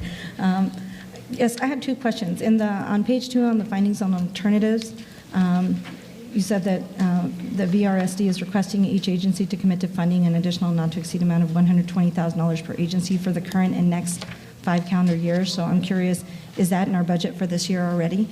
No, it is not. Okay. So the part of the action that we're requesting is to add it to this budget year. I thought we did put that in the budget, Joe. We knew this was coming. I thought we included money in the budget for this year. It wasn't before the council, so I didn't put it, I waited to couple it with action by council, Okay. rather than put it in the budget before the council had acted on it. Okay, so it wasn't in the budget that we passed in June then? It is not. Okay. And this will be a sanitation fund expense, so it won't come out of the general fund. Okay, and then my second question is, it says staff intends to add a line item to the sanitation annual budget, and it's contacted staff from the other 3 agencies. So I wanted to know what are the other agencies doing, or the other entities that are involved in this? Are they following suit as well? The other agencies are the County of Ventura and the Rancho Simi Parks and Recreation District, Recreation and Park District. And the County of Ventura has already executed the agreement, and the Recreation Park District and VRSD are agendizing it for their first meeting in September. But, so that's the status of the other agencies. Okay, so it's been approved by one and it's on the agenda for the other one? Yes. Okay. So would this come out of our reserve then? I guess it's a question for Brian.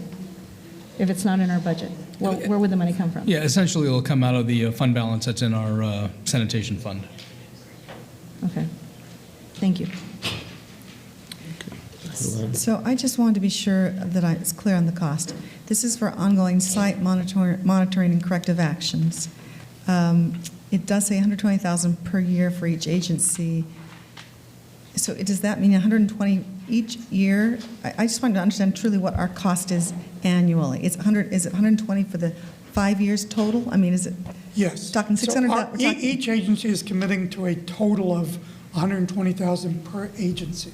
Per agency for 5 years. So you divide 120 by 5? Right.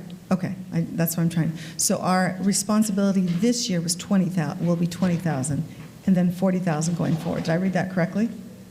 Is that?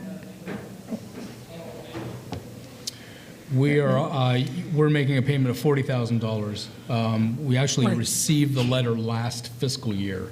Gotcha. And so it'll cover last year and this year, and then $20,000 going forward. That's correct. Okay, okay. And I understand this has come forward because the FEMA grant has been used up. Yes, I mean. Or expended, I should say. They've caught up on some accounting they sort of lost track of as an agency through turnover in their own agency. But VRSD is catching up on some old records and realizing they had run out of money. But yes, the FEMA money has run out, and they have run out of money. Is there a possibility that there's that kind of pocket again for us to apply for a grant to going? Because what I'm saying is is this an ongoing expense we will have in perpetuity? I don't know when it'll end. I mean, that land is there. It is used as a dump. Yes. And now we're making sure there are no negative externalities. So and the state will at some point deem it, off their list, but when that will occur, no one seems to know. And yeah, I think it's a safe bet to say we're in this for a while. I'm not sure exactly how long, but yeah, I think you're on the right track. So what's your concern? No, I'm just curious if there are similar grants. I mean, FEMA came through once before. Grants? Can they come through again? I guess. I will raise that with the consortium to see if there's any opportunity. But I think at the time, because they were so going back to the 80s, I think it caught them by complete surprise, which made it a better sort of grant nominee. At this point, 20-some years into it, it's no longer a surprise. Gotcha. So it may not have the same sort of grant value it once had, but I think it's still worth looking into. Okay, thank you.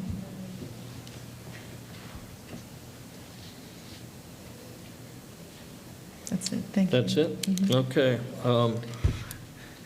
See, you're not the gentleman I need to talk to.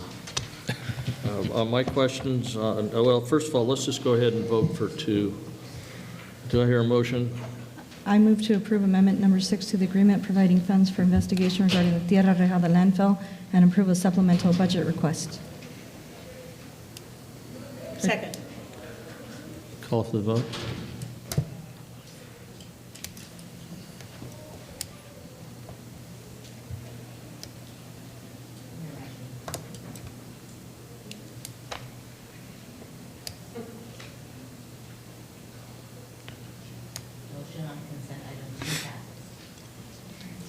Okay, 1.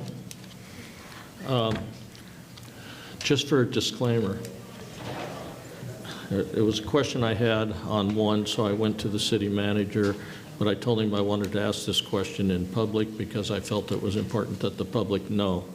And so that's why I'm asking this question. Regarding, I know that the Boys and Girls Club are moving over to a different heading or different name, and so we need to change our contract, I guess, and that. And so my question is, how much do we pay the Boys and Girls, or excuse me, how much do they pay the city to lease the property? The monthly rent is $2,544. Okay. And how long does that go for? Do you know? There's probably about 30 years left in the agreement, I would venture to guess. Okay. Yeah. Okay, that was my question. If somebody will make a motion, Move to approve consent item 1. Second. call for the vote.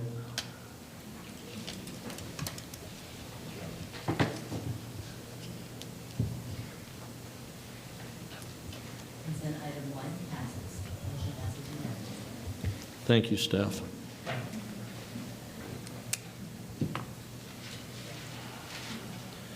Okay.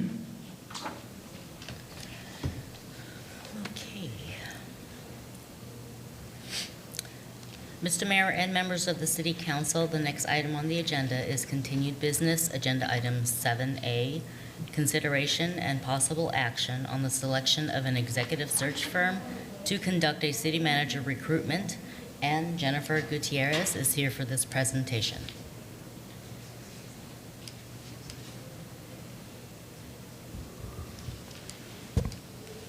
Good evening, Mayor Mashburn and members of the City Council. On April 4th, 2019, City Manager Eric Levitt resigned, and the City Council subsequently appointed Brian Gabler as interim city manager. Under City Council direction, Human Resources reviewed proposals received and interviewed prospective executive search firms to conduct a city manager recruitment. Human Resources interviewed 3 very qualified executive search firms, and based upon its assessment, recommends the City Council select William Avery and Associates Incorporated to conduct the city manager recruitment. If a firm is selected by the City Council, Human Resources will negotiate an appropriate contract approved as to form by the city attorney for execution by the mayor. I am available for questions. Questions? I'm just curious, it's a curiosity question. If anyone has come forward, I know I've gotten a couple emails or comments from constituents saying, you know, what's happening with the city manager, and, you know, is there going to be any public input? I don't know if you've gotten any of those questions at all. I have not personally received any inquiries. I'm just curious. Thank you. I move to select a search firm of William Avery and Associates Incorporated to conduct an executive search for city manager. I'll second it. Call for the vote.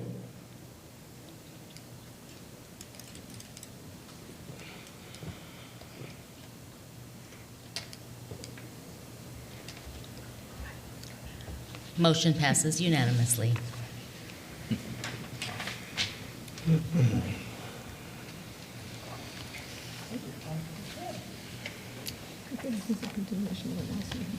Okay, Mr. Mayor and members of the City Council, next item on the agenda is item 9A, City Council member reports. Councilmember Litzner. Yes. Just a few things to report on my calendar this last 2 weeks. On Wednesday, July 31st, I did attend the ribbon cutting for Baosu Chinese Cuisine, a wonderful establishment that's been in our community for a few years, and they are trying to make a go of it, and I think all of us need to support them. Food is fabulous, but it was a lovely ribbon cutting, and they are worthy of our support. And thank you to the Chamber of Commerce for their activities in promoting that. Appreciated my visit with interim city manager Brian Gabler and his insights. Thank you, Brian. I'd like to mention one thing, one other activity. This morning, I represented the Simi Valley Ed Foundation, of which I am a member, and visited Arroyo Elementary, where their teachers are all preparing for back to school this week. And I know this is a busy week for all families and children going to school and teachers preparing, and it was lovely to feel all that energy in that room. But basically, I was there to inform them of educational grants that are available and the deadlines to apply for them. And also, I want to say a special thank you to Aero Environment, who the employees of that firm basically put together, have been taking donations all summer to put together donations for our Title I schools here in Simi Valley, 4 of them. And I was able to deliver one of those boxes of school supplies, and that was an honor and a privilege, and appreciate those who do that. I should just mention that coming up on September 16th is a golf tournament fundraiser for that worthy cause for the Simi Valley Ed Foundation to raise funds for schools. And that concludes my report. Thank you, Mayor. All right. Councilmember Luevanos.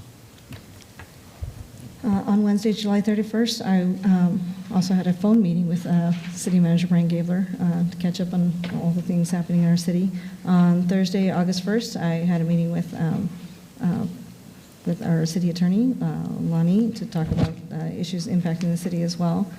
Fortunately, I left the next day for, well, fortunately for me, on a trip with the Girl Scouts to Washington, D.C. We did get to visit our Congresswoman Katie Hill's office and thank her for signing on to the letter requesting the Department of Energy finally clean up the Santa Susana Field Lab Rocketdyne facility. So that was nice to get to do that with the Girl Scouts of Simi Valley.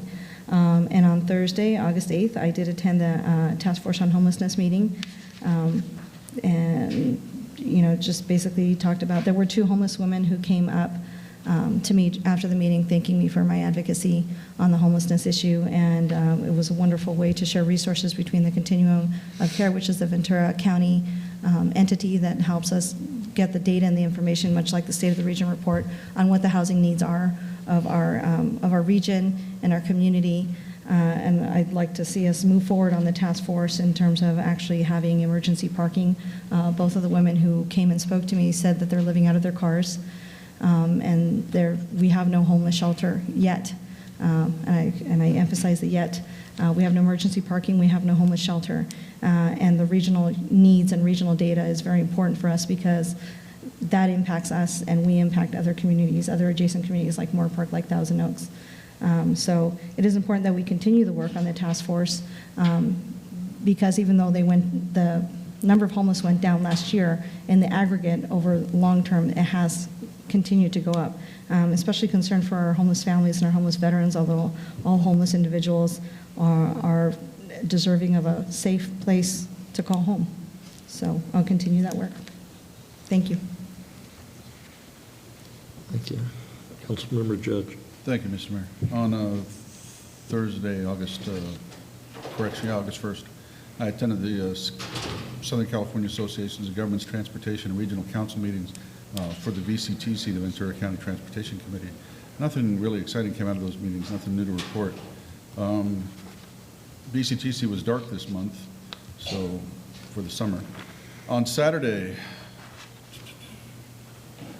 the 3rd of August, I attended the animal shelter pet adoption event over at our no-kill animal shelter, and I was very happy to say that there was a lot of pets being adopted. It was very nice. They had a lot of great dogs there.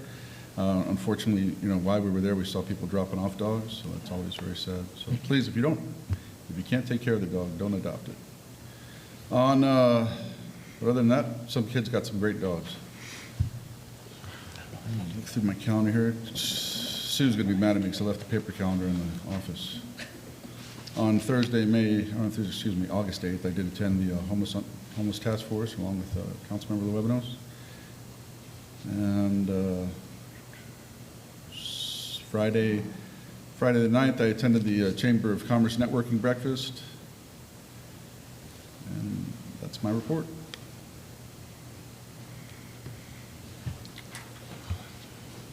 Dee Dee Kavanaugh. My turn. Mayor Thank Pro you. Tem. I was very, very happy to not be available for the adoption event because I would have walked out with an animal, and probably two. I had the opportunity to attend the Ventura County Fair on the 1st, 2nd, and 3rd. It was a wonderful event. There's always a great thing. It supports our county. I will let Mr. Bill Klepper know that he took first place in both the cheesecake and the rhubarb cheesecake. So that was really nice for Simi Valley. On August 4th, I know the police department had a ceremony for our fallen officer Clark. Unfortunately, the city council was unable to make it. So Mayor Mashburn and I had the opportunity to go pay our respects at Officer Clark's burial grounds. So that was nice. EDC is dark this month, so I won't have a meeting there. And today I met with a property owner prior to the meeting. And on August 29th, it's the Simi Valley Police Foundation's golf tournament. I think there's a golf tournament every month for the next 4 months, so get out and start practicing. That's all for me, Mayor. Thank you. I'll hit the highlights on mine. On Thursday, August 1st, highlight for me, even though I couldn't understand them, was I was able to give a tour to 10 or 12 Chinese high school students, and that was a great treat for me. I very much enjoyed it, and they got to come up here to the dais and what have you, and gave them all a city pin, and it was just real interesting, and through their interpreter, they brought out good questions, but that was certainly a benefit of this position, being able to do that. And I too want to mention Mike Clark. 24 years ago, we had the worst thing that could possibly happen to this city when we lost an officer in the line of duty, and I think it was some type of a dispute, neighborhood dispute, and we won't forget.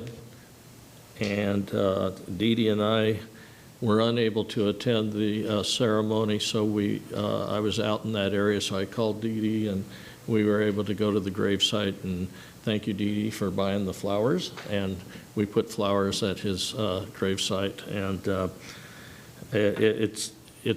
it's a good reminder, but at the same time, it's a tough reminder, and it makes you appreciate what our officers do each and every day. And then I look back at our fire chief, and it makes us appreciate all first responders, and I mean all of them: ambulance drivers, firefighters, police officers, you name it. I took a tour of the Ventura Hill Street or Hill Road Library, and that was on Wednesday, and they've become quite automated. So I brought back information for staff and look at the automation that's going on at the Ventura County Library, and it might be something we'd look at in the future. Not necessarily that we're jumping into anything new, it's just a good idea to take a look at what other folks are doing and how can we plagiarize what they're doing that'll work for us. So I brought back that information. I attended the VICA luncheon, which is over in San Fernando Valley. It's Valley Industry and Commercial Alliance Council. Okay. Anyway, we attended and we got to speak, and I mean it's a great organization full of elected officials that go there, and to listen to each of them, even though you can only speak for like I think it was 90 seconds. It's amazing what they get out in that 90-second period and what's going on in our neighboring. I tell them we're their regional partner, and I offered up that if anybody wanted to leave LA, they could certainly send them this way, that we would welcome them and bring them into our city, but we would not go over there fishing. Remember, we have lower sales tax. I didn't tell them that. But at any rate, that's my report.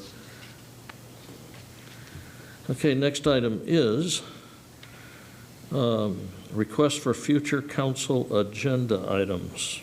Mr. Mayor, if I could, and you can blame this on me being a cop, I don't care what, but I can't sit by with the lack of integrity that's been shown on this dais by one of our council members.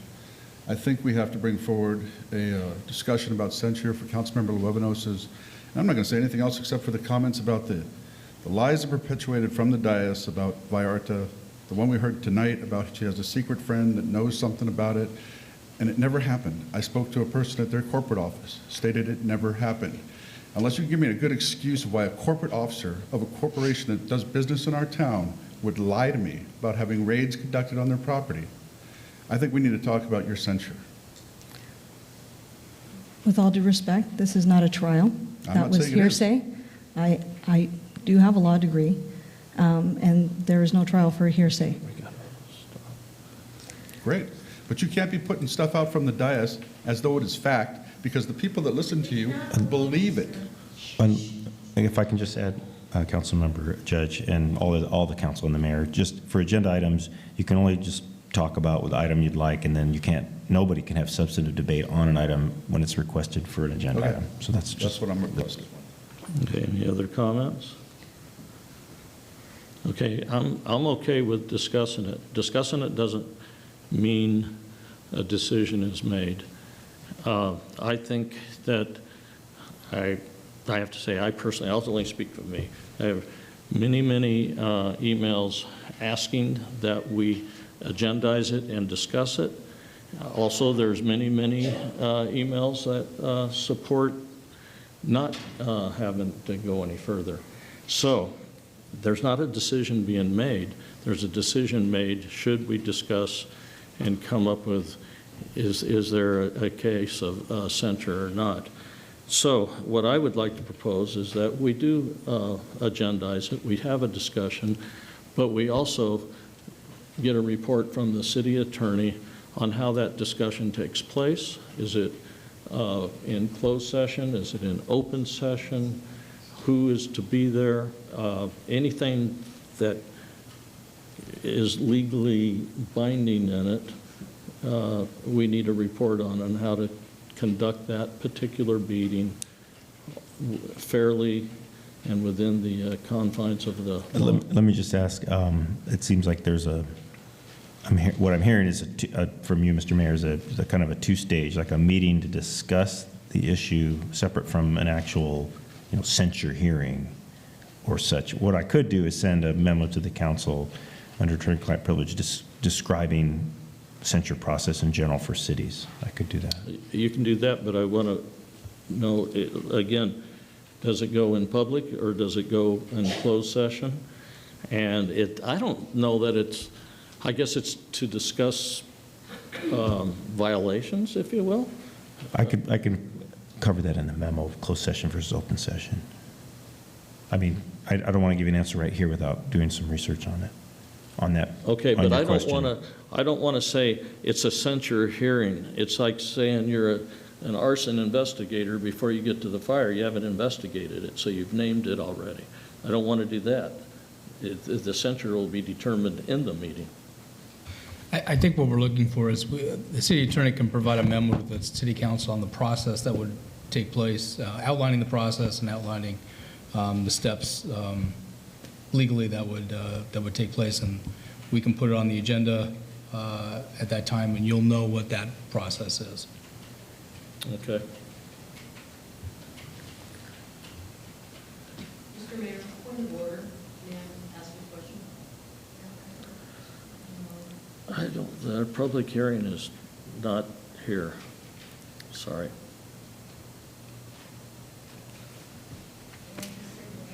No. There'll be a different time for a public hearing. I'm sorry, we have to stay.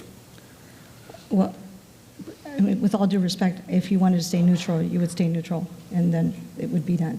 I'm sorry? I've sat here through 2 council meetings already, not to mention the fact that I have surveillance in my house 24/7 because of continued death threats.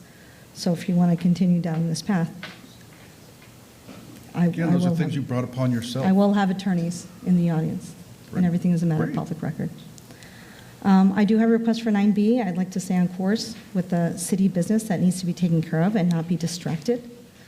I would like to add an agenda item for the census.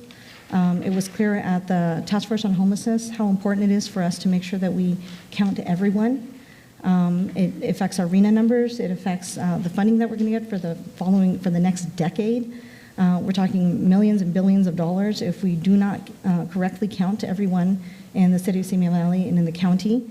It is the first time that the census, so I'll just say that. I would just like it to be on the agenda. The census, how we're going to go about it and how we're going to make sure that we collect all the data. The other two requests that I have for 9B are not new requests. They had been mentioned before, but I haven't seen follow through. One was brought up in terms of, that I had brought up in a previous 9B, the ordinance on filling vacancies for Simi Valley City Council. I would like to see where we are in the process of that. I requested that months ago when we appointed Councilwoman Litzler, and I have yet to see anything, and so I am asking for a FOIA request to get that within 10 days because I've previously requested that and it has yet to come. The second request that is a follow-up, again, is on rules for city council meetings, the rules and procedures for city council meetings in terms of amount of time to respond to public comments.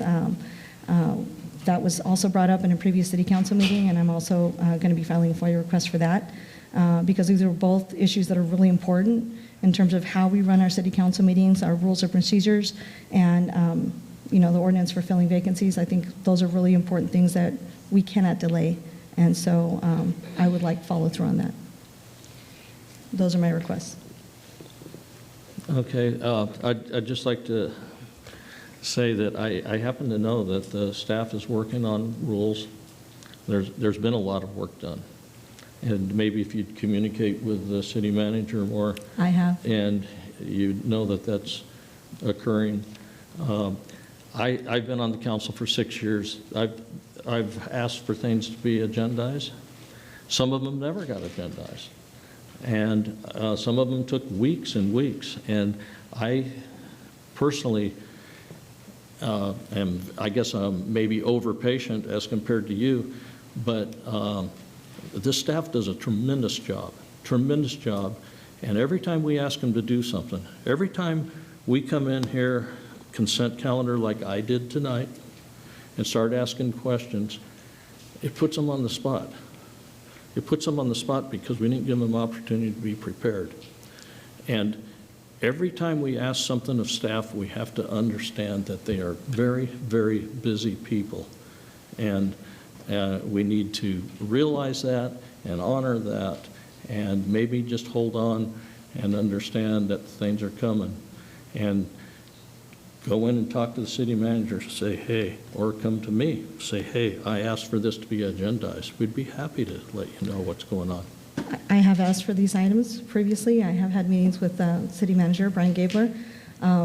If we're understaffed, if we do not have enough staff to do the job that needs to be done, then maybe we need to hire more people or we need to increase the pay and hours. It's not a matter of not doing the job. The staff that we have. It's because not a it matter sounds like we're understaffed. Hiring and spending money is not how we're going to do everything. I just have to inform the council and Mr. Mayor that it's not on the agenda, extended discussion of that issue.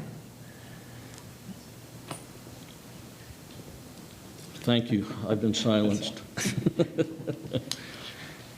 Again, I would like to say to the entire council, the reason we get our agendas early now is so we can go to the different people that, in the staff reports, if there's questions, we can go to those folks. And I would encourage that we all, myself included, I did it tonight, but I did give a bit of a disclaimer. I told them up front I was going to ask that question because it was one thing that I wanted to get out to the public. We have to be more courteous to our staff. And to say we just need to hire more people, maybe that's your style. I don't throw money at everything.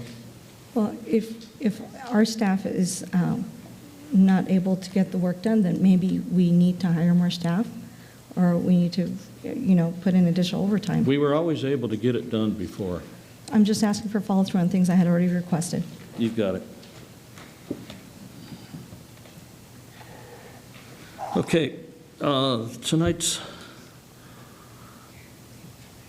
meeting will be adjourned in memory of several people, so bear with me here. I want to do them each justice.